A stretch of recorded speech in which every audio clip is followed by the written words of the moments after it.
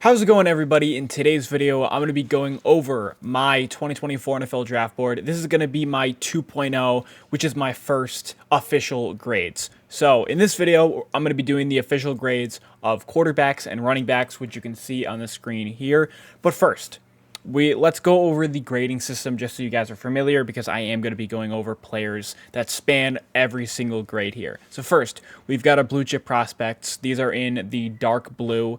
These guys are guys that I think that are going to be Pro Bowlers or all pros, either right away or within the first 3 years or within the rookie contract. And obviously the higher the number, the more I think that they could be, Pro Bowlers or all pros. Then you have the first round grades. These are in from a little bit of darker blue to navy blue to a little bit of a lighter blue. These are going to be guys that are at minimum year one starters, and they're going to be quality starters. Then you have our second round guys. These are going to be eventual plus starters or starters within the first 2 years. And then you have the third round grade, fourth round grade, fifth round grade, sixth round grade, seventh round grade, and then our undrafted. So basically, these grades are not where I think they're going to go in the draft. These grades are based on how good I actually think they are. These are the projection of where they're going to go plays into it somewhat a bit, but it's more of how good I think these players are and how good I think they are relative to not only the round, but also to the players around them. If you guys want the link to this draft board, of course, make sure you guys go check out my Patreon. It's right here. And of course, this draft board does have 255 players, and I will eventually give the official grades to all the rest of the positions in the draft. But in this video, we're going to be focusing on quarterbacks and running backs. Another side note is that when I look off to this side of the screen, it's because I have my notes. I have all the notes and I have all the stats of these players. So that's essentially what I'm going to be referencing. And all these numbers are from Pro Football Focus, ESPN, the Combine, and then all the other good stuff, of course. So let's obviously start off with Caleb Williams right over here. Actually, I'll leave the prospect grades over here. So Caleb Williams is my second best player in this draft class. Caleb Williams has had college dominance the last 3 years, even at Oklahoma. He won the Heisman in 2022. This year, he was a little worse because I think the USC's system that they ran was weird. It was a lot of scramble drill. It was a lot of long stretching routes. It took a ton to develop, and that's why Caleb Williams had to hold the ball for a little longer. But getting into Caleb Williams' stats this year, he had 12 games, 3,633 passing yards, 30 passing touchdowns to 5 interceptions, a 68% completion percentage. He was top 5 in passer rating, and he was also top 11 in QBR. The positives for Caleb Williams is that the throws that he makes and the angles that he makes throws at are they're crazy. He'll do he'll have his legs spread and he'll just toss it like this. He's been doing it ever since, I would say, high school, and you even got that glimpse of that in 2021 at Oklahoma. Then when he transferred to USC, he won the Heisman. He is really good at evading pressure in the pocket. I remember I was watching the UCLA game with Leia Tolatu when I was doing film on him, and Caleb Williams just kept on getting out of Leia Tolatu, his sack radius, and Caleb Williams also has really good arm talent. I think he's got a great I think he has good placement on his balls. I think he's got good touch as well, and he's also got a strong arm that could put throws where they essentially need to be. And then I also think he's a really, really good threat on the ground. He had 11 touchdowns on the ground in 2023. He had 10 in 2022. But then we'll get into my negatives for Caleb, which is I think he does hold on the ball for a long time. I think once he looks to read one and he doesn't like it, he's going to hold that ball and he'll just try to make something happen in the pocket and just keep on going. Sometimes it definitely worked, but then other times it would get him in trouble, getting sacks, making mistakes. I also think that the fumbles are one of his biggest issues. He had so many fumbles this year. I think it was, I don't know if it was, had to be over 10. He had a lot of fumbles. And then also I think his game falls off a ton when facing pressure, especially interior pressure, like stunts. Notre Dame ran a ton of stunts, which is, think of two defensive linemen here, and then when they cross the offensive linemen's paths, that's what a stunt is. He really struggled against that. We saw that with Notre Dame. 2 interceptions forced when under pressure. And then also with the Washington game, he was struggling a bit under pressure, especially with Braylon Trice and Zion Patua-Filoti. And I guess that's all we're going to say about Caleb Williams. I think I could go into, I don't even care about going into detail about the, painting his nails. That stuff I don't care about that as a prospect. That doesn't faze me. What I'm looking at is his tape and what he's done in college. If we want to talk about that maturity stuff, I'm not in the room with him. I'm not talking to him face to face. That stuff is all pretty much what the media deals with. But then moving on to Drake May. Drake May, I think, has the best arm in this class. He probably has the best arm strength because he can throw the ball. I saw on Twitter he threw 80 yards to the goalpost, which that's not going to happen. But he consistently would make 60+ yard throws. I was seeing on film. He's got he can throw some darts, but then obviously I think he does have some wavering accuracy issues. Sometimes he'll consistently overthrow the ball sometimes, or it'll just be like behind a receiver just because the ball line is so straight. I think he does lack a bit of touch. However, he's got the size at 6'4", 230 pounds. He has the production as well. In 2022, in his first year starting, he led the FBS in EPA. And this year, it was a bit worse because he had 24 passing touchdowns and 9 interceptions with a 63% completion percentage, and his QBR and passer rating both went down from 2022.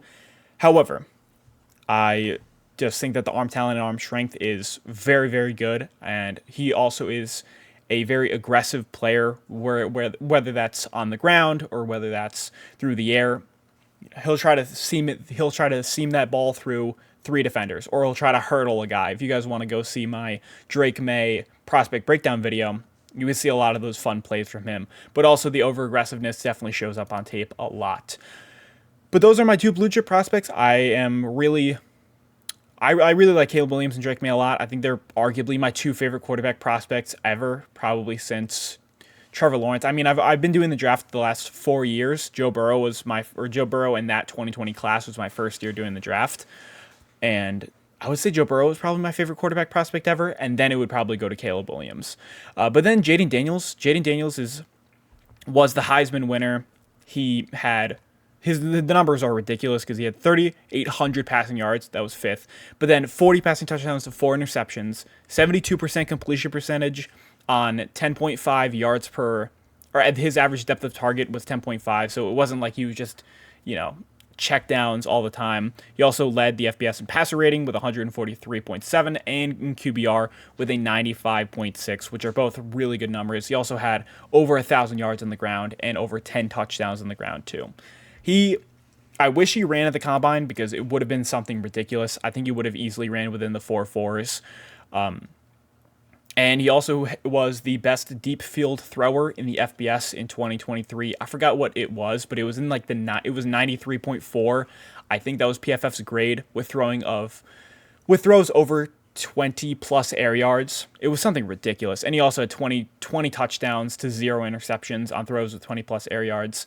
It was really crazy. And then Brian Thomas Jr. and Malik Nabers both had phenomenal years, who I'll get to in the next draft board update. But the negatives, of course, are he does have a really slim frame. He's 6'4", 210 pounds. But the accuracy in the intermediate and short areas can waver sometimes. I think the layups sometimes weren't being made. Also, he does take a lot of unnecessary hits. I'm going to post my Jayden Daniels breakdown video probably after this. But he takes a lot of unnecessary hits. And then also I think that he has some inconsistencies when he's going from read 1 to 2 and then 3 after he looks off of read 1. But when he's in the pocket and there's no pressure, he could do one of 2 things. He can either make a bomb or he can either throw a bomb, or he can just scramble drill and just weave through defenders. He's I think easily the best quarterback on the ground in this class. And then you get to Michael Penix Jr., which I think Michael Penix has been getting very disrespected as of the last couple of weeks, honestly, because there's been a ton of hype for J.J. McCarthy, and people are on the Bo Nix hype train because of his gaudy numbers, which I'll get to in a second. But I think Michael Penix Jr. proved why he should be the quarterback 4 in this draft class. I do have him as a late second-round grade, which I'll get to in a second, but he was 9th in passing touchdowns with 30, only 5 interceptions with a 68% completion percentage. But I think that the negatives for McCarthy or for Penix, which I'll get to first, are his age. He's going to be 24 by the start of the regular season.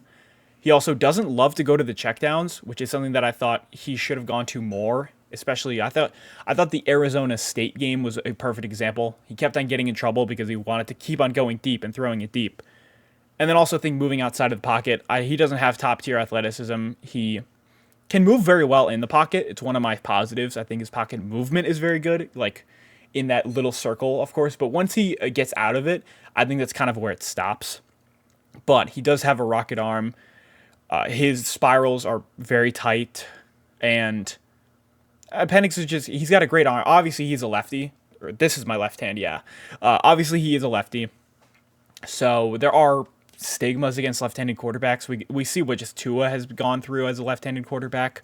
But Michael Penix Jr., I think he's got a great arm, and he did it at such a high level at Washington. He beat the most ranked teams. Washington beat the most ranked teams, but he was a huge reason why. And his accuracy is also very good.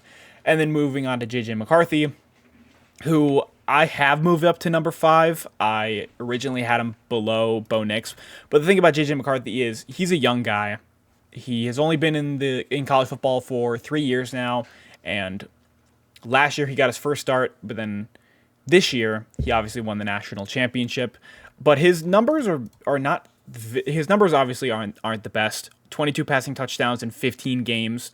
Did have 4 interceptions. Did have a 68% completion percentage, and had a good QBR and had a good passer rating, both within the top 10. But the rushing numbers at Michigan, like Corum and Donovan Edwards, and that rushing system, they had more total yards than J.J. McCarthy, which is, I think, unheard for. But especially at a powerhouse team like Michigan, and then also at the national championship, McCarthy only had 140 passing yards to Corum's and Donovan Edwards 250, and that's really how they won the national championship. But then when you look at McCarthy's tape, I think it shows 2 things. He's got really good mobility, and he's got good footwork as well. I don't think he has many issues with his footwork. And then throwing on the run is something that's he's the best thrower on the run in this entire class, because it was something like a 71% completion percentage on throws outside of the pocket, which is what I have in my notes. But then the negatives are, in big games, I don't think he's the best. He's also a bit of a smaller quarterback. It came in at like 6'2", 210 pounds at the combine. And then you also have, I don't think he has the best arm talent. He's not the best deep field. He's not the best or the most accurate, plus 40 yards, I would say. PFF had it at like 40, 50-something completion percentage. And I also think a lot of the things that worked at Michigan were very short and intermediate routes. Roman Wilson is a perfect example. He would go on like an in route or a dig route and take that for 20 yards. And then the same thing could be said about like Cornelius Johnson or Blake Corum and Donovan Edwards. I think that J.J. McCarthy was more of a cog of the system at Michigan, and he could just kind of helped it work. But I will say that J.J. McCarthy does have some potential. I think that he will go in the first round, but I would not personally draft him in the first round. But you could see late second round grade right here, and I have him basically 6.30, which is the end of the second round. That's kind of the cap of where I would have normally taken him. But then moving on to Bo Nix here. Bo Nix is a guy who he was leading the Heisman race for a long time because of his numbers, which is so good. 4,500 passing yards, 45 passing touchdowns to 3 interceptions, 77.4 completion percentage, which is a crazy number. And then he had the second highest passer rating, second highest QBR, second highest EPA, I'm fairly certain. And then the accuracy was really good at Oregon. You don't just get a 77% completion percentage just by lucking into it. But his average depth of target was a bit lower at 6.5, according to PFF. I also think his competition, especially at the beginning of the year, was they were facing a lot of FCS and really low competition Pac-12 teams. But the thing about Bo Nix is also he's going to be 24 years old as well, if he hasn't already turned 24. He's been in college football since 2018. Justin Herbert. He faced Justin Herbert actually in 2019. And I also think Bo Nix is really at the peak of his performance. I don't see how he gets better. I mean, I just don't see how he gets better at the NFL level, because I think he's already at his peak physically, and I think he's already at his peak with his arm talent. And then he got a ton better at Oregon, transferring from Auburn. I just don't see how much better he can even get at the NFL level. I think he could be like a good middle, low tier kind of quarterback. And in my mock drafts, I've just been starting to pick him less and less in the first round. But then we're moving on to Michael Pratt. Michael Pratt, I think, is outside of here. I think the quarterback fall off is really sharp. I could argue that Michael Pratt is a day 3 guy, and I actually do have him as a day 3 guy. But the thing about Michael Pratt is he has some really good athleticism. He was really good on the ground the last 2 years. He's also fairly solid overall through the air. The only thing is the passing yards. The yardage was super, super low, 2,406. I think that's the least I've recorded outside of Keaton Slovis. Well, he's another thing. But great on the ground, good athleticism. I just don't think he's the best passer. 22 passing touchdowns and 5 interceptions and a 65% completion percentage is solid. I just do not think he's the best passer and have the best arm talent. But he probably is the best. He's maybe the most like balanced out of all these guys. Just because the athleticism, I think, makes up for the lack of arm talent. Jordan Travis is another guy who I wish I was higher on, because FSU was just really good. FSU was really good. They were undefeated under Jordan Travis, undefeated in the regular season. 2,700 passing yards, 20 passing touchdowns to 2 interceptions. I think what Jordan Travis really does well is ball security. I don't think he makes a lot of dumb mistakes. I think he's really good at putting the offense in a position to succeed. The only thing about Jordan Travis is the accuracy can either be really good or it could be super inconsistent. I saw a lot of times when I was looking at Keon Coleman is a lot of the balls were put like here instead of here. The same thing could be said about Johnny Wilson, Jaheim Bell. And then also I think the deep field, his arm strength, I also don't think is super, super high level.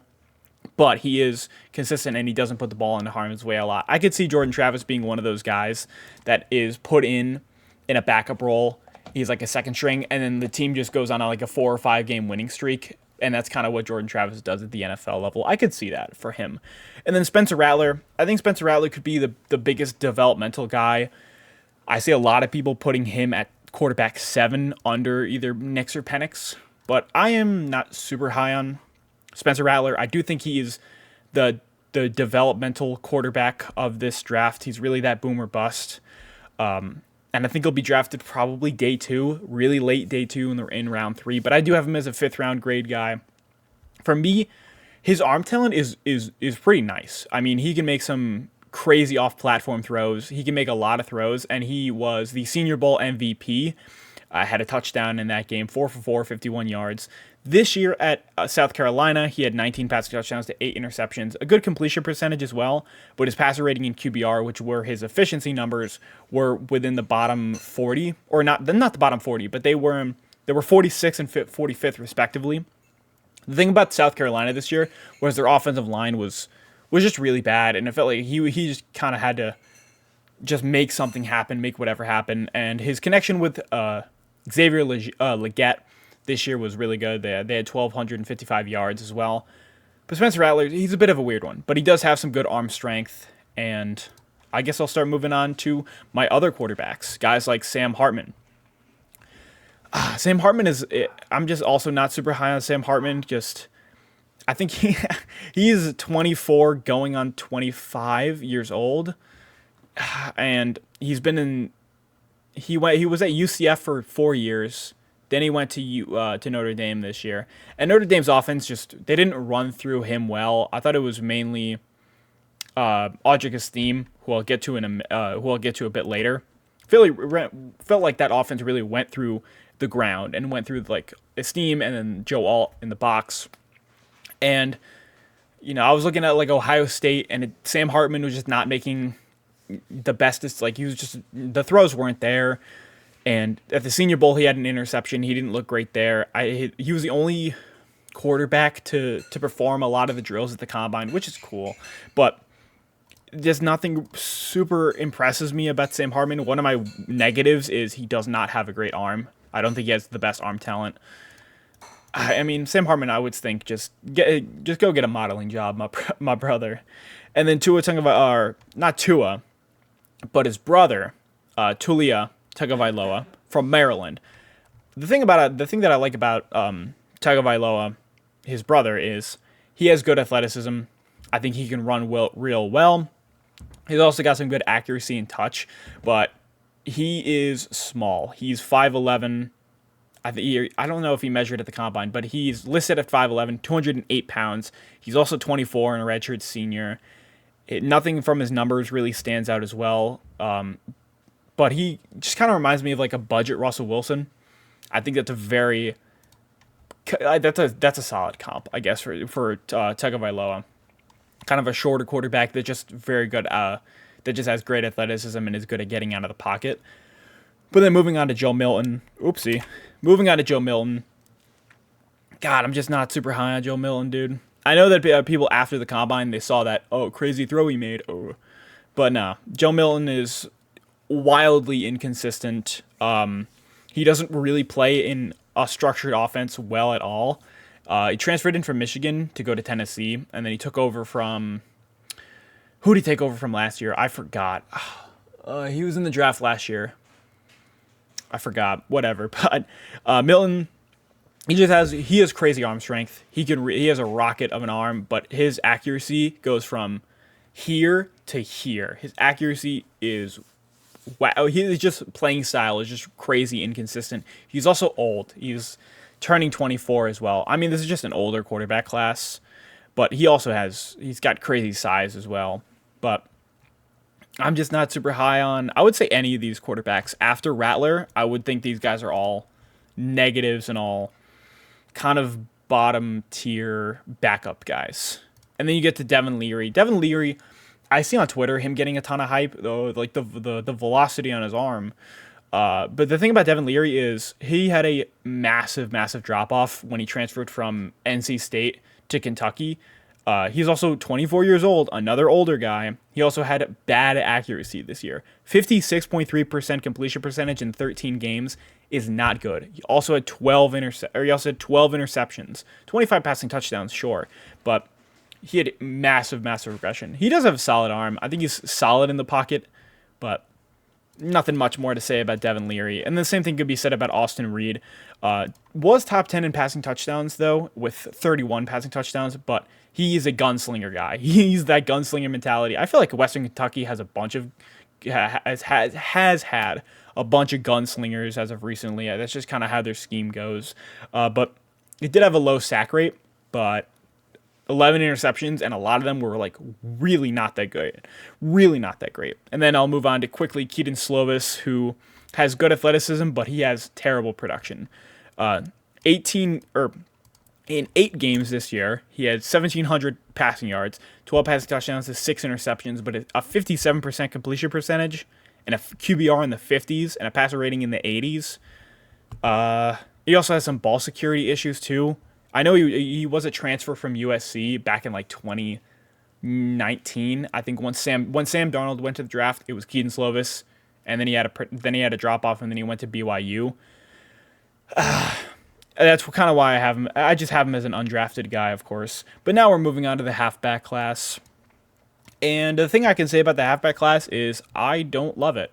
The halfback class is currently my 10th out of my, positional rankings. They are currently 10th. Quarterbacks, of course, second. I do really like the top end of the quarterback class. But the halfback class, I do wish I was higher on the running back class. However, I do like Jonathan Brooks a lot. Jonathan Brooks is easily my running back one in this class. He did end the season with an ACL tear, which was super detrimental to his draft position. I think he could have been I do have him as an early second round grade, but he could have easily gone in the early second round. Now he could probably fall to either the late or early third, the late second round or early third. But he's got great vision. I did 3 games of film for him. Great vision, great contact balance. He's a really good one cut back. He just juke. He's got a really quick juke, and then he'll just hit the speed. He's got good speed and acceleration as well. 6.1 yards per carry, over 1,139 rushing yards and 10 touchdowns. He's also really young too. He's an early declare at 20 years old. He's a redshirt sophomore, but I do think he lacks that. I do think he lacks power. I think he's good at forcing missed tackles, but I think once a guy tackles him or gets him in a position where, the defender's at the upper hand, I do think that's kind of where he stops. He doesn't have that extra power like in grit. And then obviously the ACL is going to affect his draft stock. But then for my number 2 running back, it's going to be Trey Benson. Trey Benson had 156 carries, 905 rushing yards, 14 rushing touchdowns, and he also had a 4.39 40 time. He had a 9.77 RAS, which was top 5 for the running backs. Trey Benson has really good speed and explosiveness. I think that's what makes him really good. I saw at FSU, especially the Louisville game, he really put that away with just one cut and then juke. I forgot which play it was, but he also has some good size at 6 foot, 216 pounds at the combine. I just think that the only thing that is a negative is maybe not running between the tackles, but his vision isn't the best. I think a couple of times there was a hole available and he would just kind of go somewhere else, especially when he wanted to go to the outside, especially for a zone scheme. I've always felt like he wanted to cut to the outside a lot, try to make a big play happen instead of going between the tackles, I think it's a negative, but I do like Trey Benson more than a lot of these other guys. Obviously I have mid third round grade. And then Jalen Wright is that big explosive back in this draft class, 7.4 yards per carry, which is ridiculous. I think that is the best in the class. And he also had, in only 137 carries, 1,013 rushing yards, 4 rushing touchdowns as well, but it was 8 in 2022. 4.38 40 time. For running backs, I do care about 40 time. I would say I care about the 40 and the 10-yard split a lot for running backs. 9.81 RAS. The thing that makes Jalen Wright so good is his explosiveness. I forgot what it was, but it was like a 25% explosive rush rate, which is a play over 20-something yards. And then his speed, 4.38 40 time. That was second among running backs. He's really fast. It really shows up on tape. I think he ran 22 miles per hour at Tennessee this year.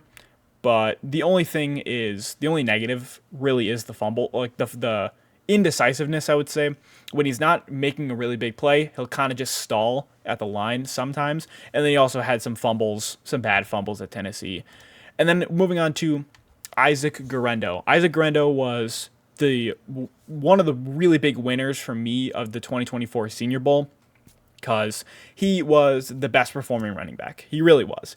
4.33 40 time, which was first. He had a 41-inch vertical, which was first among running backs, and he had a 9.8 RAS score, which was first among running backs.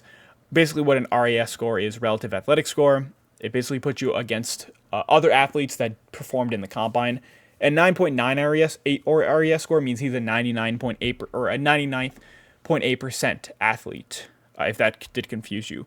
But Guerendo had 810 rushing yards and 11 rushing touchdowns and 6.1 yards per carry this year at Louisville. Also, he's a really good outside runner. I think he's probably the best outside runner in this class. Once he hits the edge, he can really just cut that thing upfield, and he has some really good explosiveness as well. Obviously showed by the combine and his athletic score as well. Super great athlete. But the negatives for him are production. He really only had one good year because of his injuries, he has a really lengthy injury history. He had a Lisfranc frank. He broke his Lisfranc frank, multiple hamstring injuries in 2018 and 2019. Just the injuries have kind of kept him off the field. But when he's on the field, he's very efficient. And I kind of look for that. These guys are arguably the most explosive backs in the class, and that's kind of why they're top 5. But then moving on to Blake Corum, I think people have kind of disregarded Blake Corum a lot. I still think he could be a very productive back at the NFL level, even though most of his production came in college. In 2023, this year, he obviously was a national championship winner, but more importantly, he had 27 rushing touchdowns, which was first by a long shot. I don't think any other guy hit 20 touchdowns at the FBS level. But he also had 258 carries and 1,245 rushing yards, 4.8 yards per carry. Did run in the 4.5s, which was, I think, good for Corum. But the most important thing that I care about is his 6.82 three cone, which was second at the combine, which really just kind of proves the ankle flexion, which I think his best ability with his athleticism. With ankle flexion is like when he can just kind of turn it and then cut, which is his cutting ability. It's really fluid and it really is sharp. He can go from running straight to running at a lateral angle or a horizontal angle really, really quick. Short area acceleration. He's also a phenomenal goal line back. And he's also really strong because he had 27 reps at 225 pounds at the combine. Just the negatives are he came in at 5'8", 205 pounds, which is a bit small. And I don't think he's the best blocker. And is also his long speed. I think once he hits his top speed, I think that's kind of where it is. He can be caught from behind. But overall, I think Blake Corum I think he can definitely be a productive, change of pace, explosive back at the NFL level. Moving on to Bucky Irving. Bucky Irving is one of the better, I think he might be the best receiving back, or back that can receive in the draft. He's not a receiving back archetype. I'll get to one of those later. But 1,180 rushing yards, 11 rushing touchdowns, 6.1 yards per carry, and 56 receptions, 413 receiving yards. But the one, I'll start off with the negatives with Bucky Irving, is his RAS score was a 3.72. He didn't have a great combine. That RAS score was the second worst. He also is a small running back. He measured into the combine at 5'9", 192 pounds according to my notes. But the positives, he has some good receiving upside. He has some really good change of direction ability, similar to Blake Corum. And he also has some really good short area quickness. His split was good. His 40 time was really low 4.5s, but his split was a lot better. And I also did like the tape that I saw in Oregon. Whenever he would break off for a big run, it was always just the change of direction or juke move that was really highlighting that. I have Marshawn Lloyd at 7. Marshawn Lloyd, 7.1 yards per carry at USC this year. Also had a 4.46 at the combine, over a 9.2 RAS score. What I like about him is the quickness and cutting ability also that he has. He also has some really good speed as well, showed by the combine as well with a 4.46. But the negatives are, or I think the thing about Lloyd is he faced a lot of light boxes at USC because obviously the threat of Caleb Williams, and they had so many receivers out in the field. Usually it was 3 or 4 with a tight end. So the boxes would obviously be light, so that would give Marshawn Lloyd a much better chance, especially with inside zone rushes, to just get a good amount of 2 or 3 chunk yards. Also, the ball security was, I don't know how many fumbles he had, but USC just had a ton of fumbles overall. And then his blocking ability. Caleb Williams got sacked a bunch with Lloyd not picking up a block or something like that. But he is my running back 7. And then we're to go to Audric Estime, or Estime, however you want to pronounce it. I originally had Estime, I think in the last board update, he was top 4 for me, or maybe he was even as high as 2nd. I've come down on him a ton. The combine really, really, really didn't help him, but his production was crazy this year. 1,341 rushing yards, 18 rushing touchdowns, which were third, and 6.4 yards per carry. He also has, obviously the production, he carried Notre Dame's offense this year. That was really their big explosive plays. It was always through Estime. He also has good patience, especially at the line of scrimmage, waiting for holes to open up.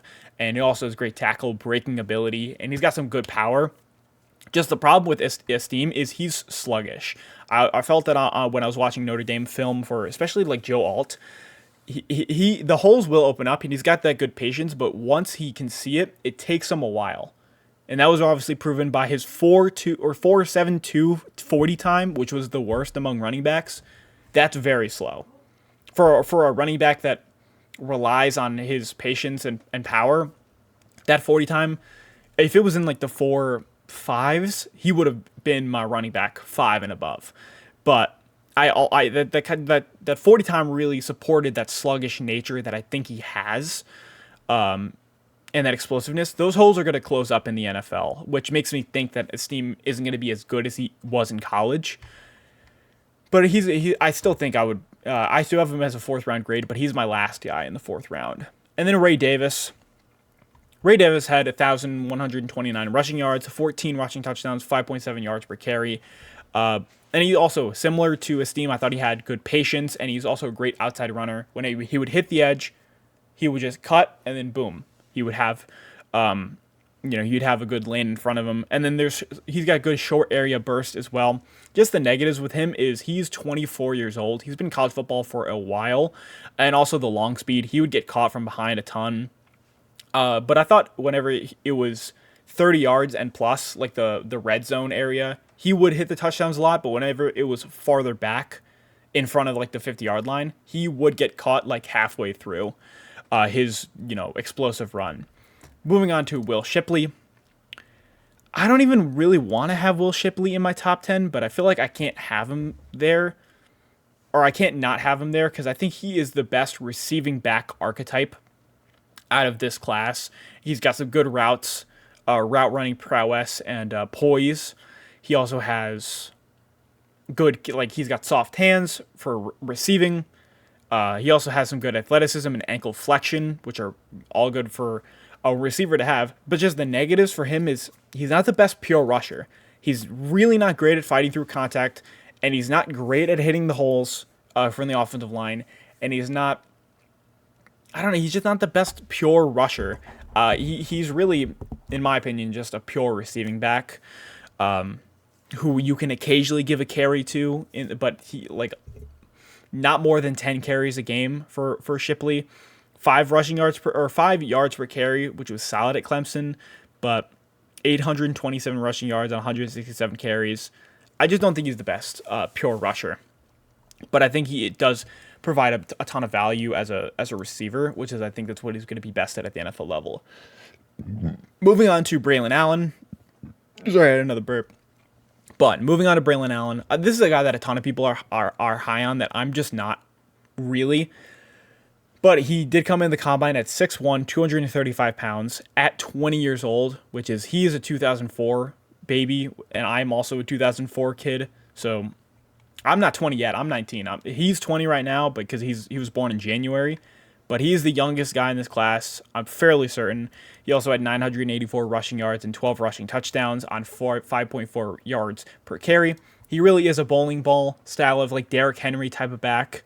I think Derrick Henry is a really not a good but that's kind of the relative way I think of Braylon Allen. It's that style of back where it's bowling ball that once you get to the second level, then you hit another gear, but it's kind of just like tuck and run, and that's kind of how he breaks a ton of his tackles. He's also not a very explosive back. He ran in the 4.6s at the combine, and he doesn't have great acceleration. And I also think once he gets hit below the legs, especially with wraps, he cannot get out of wrap tackles. But he arm tackles and hug tackles, he can get out of those and get those tough yardages. But Braylon Allen's he is young. That's probably his best attribute. But I don't know. I don't love running backs that are a bit sluggish. The same thing can be said about Esteem. Corey Schrader is his age was not online, but he's got to be 23, 24 years old because he's a graduate student at Missouri. He was from some Division III school or Division II school. Then he transferred to Missouri. Had a phenomenal year this year, 276 carries, 1,627 rushing yards, third in the FBS, 14 rushing touchdowns on 4.9 yards per carry. He's a great downhill runner, and he also had a ton of production at Missouri this year with 1,600 yards. It's just he's not very fast. Doesn't have top tier acceleration either or tackle breaking ability. But that's why he's a perfect 6 in my books. And he finishes off. Look at how many running backs I have day 3 or later. I have pretty much all of them. Only 3 running backs in the first 3 days is just kind of rare. We'll keep on going because now we got Dillon Johnson at Washington. This was the lead running back at Washington, 1,195 rushing yards, 16 rushing touchdowns. He also has some really good toughness because he sprained his ankle or broke his ankle the game before the national championship, and he played through it. That's some elite toughness right there. He also has some good power. He really is a power back. I would kind of put him there. 5'11", 217 pounds. Just the negatives are the athleticism. I wouldn't love to say it, but the athleticism. I don't think he's he doesn't really love to hit the outside. He really kind of likes to stick between the B and the A gap. And 4.35 RAS really kind of supports that notion. Relative athletic score under 5. That's kind of negative athletes. Moving on to Dillab Lob. I think it's kind of how you pronounce his name. But this is a big draft riser for a lot of people within the draft community. In 2023, he didn't have the most productive year, 715 rushing yards on 4.5 yards per carry. But in 2022, he had 1,245 on 5+ yards per carry. I forget the exact numbers. But the thing about Dylan Lobb is he is the most productive pass catcher in this class. 68 receptions and 699 receiving yards in 2023. Also, he's got some good athleticism, 9.21 RAS score. He ran him within the 4.5s. He also has some good route running ability. And he also was a punt and kick returner at New Hampshire, which is, it's New Hampshire. But then obviously the competition level at New Hampshire is, I don't even know what division they are in. And I really don't even know what, they have to be Division 2 or something. He's also light at 206 pounds and 5'10", and I think that kind of showed. And I think that will show, actually, because he was bigger relative to New Hampshire's skill level, but when you get to the NFL, 206 is a little light. And then you also had that drop-off in production, which is, for some people, it is a red flag, and they kind of disregard that, but Lobb has been one of the bigger draft risers. Same thing could be said about Kamani Vidal. He led the FBS in carries, 297 carries, which was first, 1,661 rushing yards, which was second to Ollie Gordon, and 14 rushing yards, 5.6 yards per carry. Kamani Vidal's got some good speed. I thought it was a one cut, and then he just would outrun defenders. That was supported by his 40 time at 4.46. And he also is really good at forcing missed tackles. 94 missed tackles forced, which was first among 2024 draftees. I think it's first in this class. He also had a good RAS score, 8.84 RAS. The only negative for me is running between the tackles. It seems like you'd always just want to go to the outside. A similar thing that a few running backs share in this class. And then the power. Even at 213 pounds, I think he just kind of shies away from the middle, from the A gap a lot. And then moving on to Isaiah Davis. This was, outside of Kamani Vidal and Corey Schrader, he was the most productive back at South Dakota State, which is an FCS school. 236 carries, 1,578 rushing yards, and 18 rushing touchdowns on 6.7 yards per carry. Ridiculous. He was completely dominant at South Dakota State.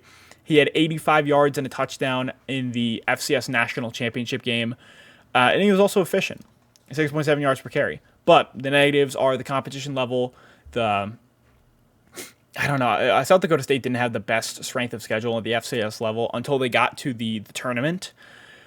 But Isaiah Davis is one of those guys that could either be like an FCS riser, but we don't really see a lot of FCS running backs really thrive outside of maybe Austin Eckler, and I even forgot where Austin Eckler went.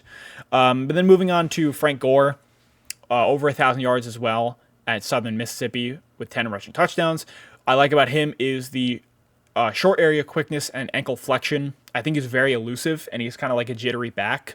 But also, he is I wouldn't say pretty small, he's very small. 5'7", 201 pounds. He's very stocky as well. You can clearly see. And then also the competition level at Southern Mississippi, Jace McClellan, I have starting off my 7th round guys. Alabama running back, 890 rushing yards. He had a touchdown against Michigan as well. What I like about him is the contact balance, and he also has some receiving upside. What I don't love is he doesn't have that much explosiveness and acceleration. I do think He has some solid speed, but it's more the contact balance and the short area stuff that kind of and the vision that kind of makes him work a bit. But only 1 year of production at Alabama. He had to be like a backup last year. I forgot exactly where he was before this year. And then moving on to Amani Bailey. Amani Bailey, he was one of the biggest fallers. I think in this one I had Amani Bailey at 9, and now I have him all the way down at 19th. I mean, he had a good year at TCU this year, 1,200 rushing yards, 8 touchdowns. But his Senior Bowl or his combine was not good. 3.58 RAS score, which was the worst among running backs. And he has such a weird running style. He really like that's his running style, and I think it makes him lose energy, which kind of hurts his long speed a ton because he's just using so much energy. He's got a bit of an interesting running style, but he does have some good vision. I saw him he had a good Senior Bowl as well, and he was hitting the holes pretty well as well. The combine really hurt him and kind of supported what I thought was a bit of a negative about Bailey. But then Kendall Milton and have Dejon Edwards. These are the two Georgia running backs. Kendall Milton, I think, is the better back. He was much more efficient. 6.5 rushing yards per carry compared to 5.4. 14 rushing touchdowns, 790 yards for Kendall Milton. Good short area quickness. He had a 1.51 10-yard split. He's got good size as well at 6'1", 225 pounds. It just the only thing is that he doesn't have much ability with like the juke move or elusiveness or ability at the second level. I think it's kind of the intermediate level with the 10 yards, and then that's kind of where he is the best and the most efficient. And then outside of that, it's kind of just he'll just gotta go run as long as he can. And then for Dejon Edwards, I like him because he's a bit more elusive. He's got better lateral quickness. And he also had more carries, and he was that number 1 back at Georgia this year. But again, outside rushing ability and long speed, I think Dejon Edwards is a bit lacking. And then the last guy that I have graded for this running back class is going to be Jawhar Jordan. He was the lead back at Louisville. His teammate I have all the way over here. But Jawhar Jordan, 181 carries, 1,128 rushing yards, 13 rushing touchdowns, 6.2 yards per carry. All that stuff looks good. And he has some good cutting ability and obviously the production. But he's 5'9", 193 pounds. And he's really a one-down back. I don't think he has the best receiving upside either. And he's also 24 years old. So he'll kind of he's just a bit lower on my board.